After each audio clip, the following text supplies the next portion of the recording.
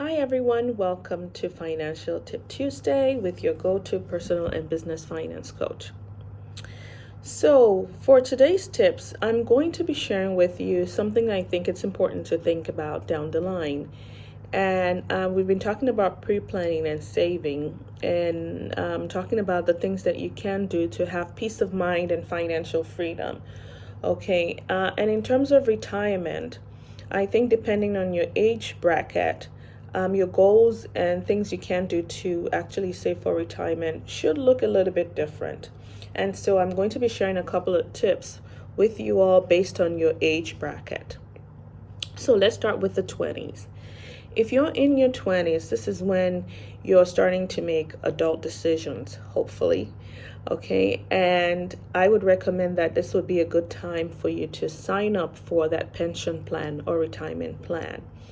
Remember, it's never too soon to get started, and the earlier you start, the better for you in the long run.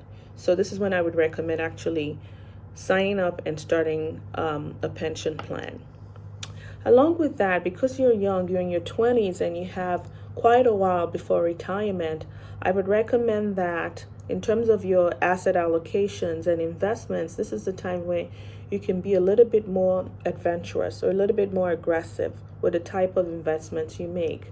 For instance, riskier stocks over time tend to return better, tend to give you better returns. So this may be a time for you to consider doing that, okay? I would say that, but also say that you need to also make sure that whatever decisions you're making is in line with your financial goals. But if you were to consider doing something risky, this would be a good time. This age group or age bracket would be a good time to do that. If you're in your 30s, you're starting to have kids more than likely or planning to have kids. So I would say that this is the time for you to start setting money aside for their college funds, okay? Again, it would help relieve the pressure down the line. And this would also be a good time for you to get something like a disability insurance. A disability insurance will help protect you in the event that something happened to you and you're not able to go back to work. So it would just help guarantee a flow of income for you and protect your earnings. If you're in your 40s, I would say this is when you want to actually max out on any kind of contributions and savings that you're making, because you're in your 40s and so you're getting closer to that retirement age. So if you were not contributing as much, into your maybe retirement plan or accounts, this is where you need to shift the focus and start contributing more. So if you were not maxing out on whatever the limits are, this is when you need to start maxing out on those limits. I would also say this is a time for you to consider rebalancing your portfolio. So if you were in your 20s and you took a more aggressive approach with your investments, in your 40s you should start take a different approach. You should start being more conservative, because you can't afford to lose all the gains that you've made in your 20s and in your 30s.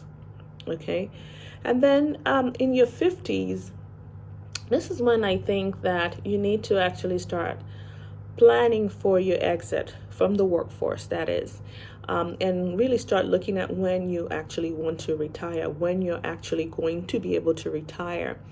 And this will also be a good time for you to call in the experts. So your tax experts, your accountants, your lawyers, your estate planning lawyers, your financial advisors, and your financial coach. Call everybody in to make sure that everything is set in place and that you can actually exit when you want to exit. It could be before 65, it could be by 65, it could even be after 65. But the plan is the goal is actually to make sure that, you call in the experts to make sure that everything is set in stone for you. Remember that everything is about planning ahead.